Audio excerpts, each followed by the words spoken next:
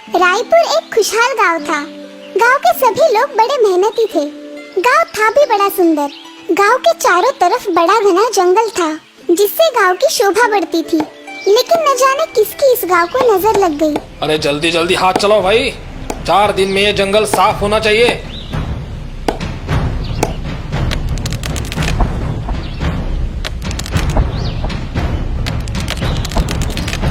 उसी जंगल में एक साधु की झोपड़ी थी।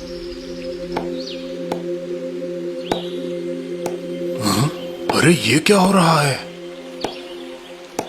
तुम लोग ये पेड़ क्यों काट रहे हो? यहाँ पे अब एक बहुत बड़ा कारखाना खड़ा होने वाला है। कारखाना? कैसा कारखाना? इस कारखाने में कृत्रिम पेड़ बनने वाले हैं। कृत्रिम पेड़? लेकिन वो किस लिए? यहाँ पे तो पहले से ही इतने सारे हरे भरे पेड़ है, फिर इन कृत्रिम पेड़ों की क्या जरूरत? अरे भाई, ये कोई मामूली पेड़ नहीं है। कुछ अनोखे रासायनिक द्रव्यों को मिलाकर इन्हें बनाया जाएगा।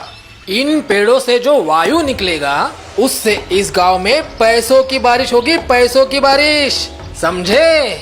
पैसों की बारिश? ये क्या बेवकूफी है? क्या गांव वालों को इस बात की खबर है?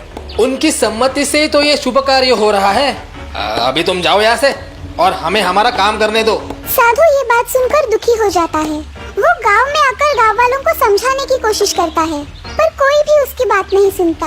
अरे भाई, आप ठहरे फकीर आदमी, भला आपको पैसों की कीमत कैसे पता चलेगी? जरा सोचिए तो, इस गांव में अब पैसों की बारिश होने वाली है। गांव का भाग्य खुल जाएगा, गांव आगे बढ़ेगा, गांव की प्रगति होगी।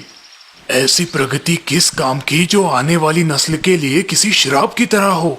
खैर, विनाश काले विपरीत बुद्धि। साधु नाराज होकर वो गांव और जंगल छोड़ के चला जाता है। जल्द ही पूरे जंगल को तोड़कर वहाँ पर कारखाना खड़ा किया जाता है।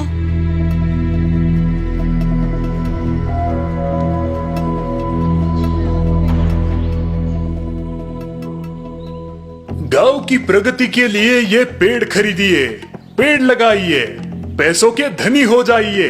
लीजिए लीजिए, कृत्रिम पेड़ लीजिए। वाह, कितना सुंदर पेड़ है। भाई मुझे भी दे दो 2 पेड़। कृत्रिम पेड़ बड़ी ही तेजी से बड़े होने लगे।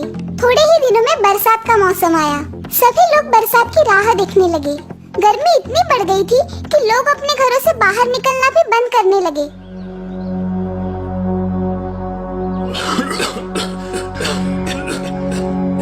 हे भगवान, इस धुएं ने तो जीना हराम कर दिया है। अजी देखो ना, बंटी को बुखार आया है। गांव में अब बहुत लोग बीमार पड़ने लगे। अस्पतालों में मरीजों की संख्या बढ़ने लगी। लोग गर्मी से और उस काले धुएं से परेशान हो गए। न जाने ये बारिश कब होगी। और आखिर वो दिन आ ही गया। बादल गरजने लगे, बिजलियां कड़कने लगी।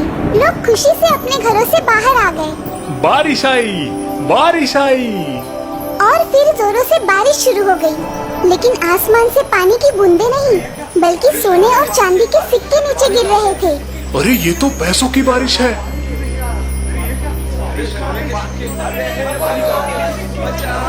अरे रे, अरे कोई बचाओ। अरे ये बारिश तो सर फोड़ देगी। भागो भागो। लोग अब अपने अपने घरों का आसरा लेने लगे। अब तो भगवान ही बचाए इस बारिश से। पूरी रात भर पैसों की बारिश चालू ही रहती है। सुबह जब बारिश थमती है, सब लोग रास्तों पर निकल आते हैं। वो देखते हैं कि गांव के सारे रास्ते और घरों के छप्पर सोने और चांदी के सिक्कों से ढक गए हैं। माँ, मुझे पानी चाहिए।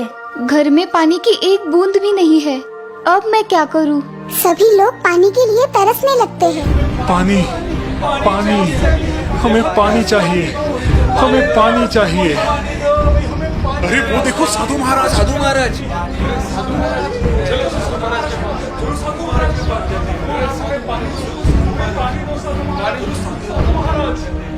पानी, पानी दीजिए, हमें पानी दीजिए साधु बाबा, साधु बाबा, हमें पानी दीजिए।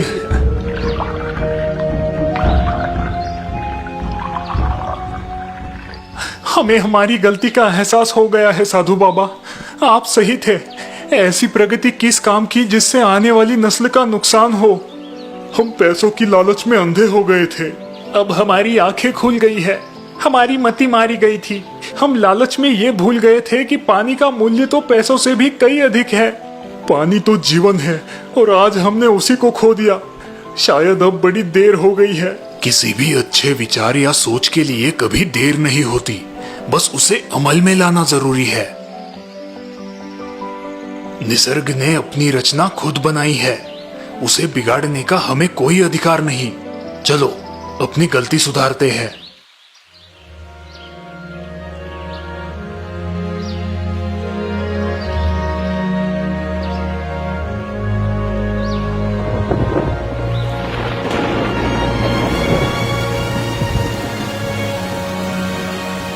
निसर्ग देवो भव।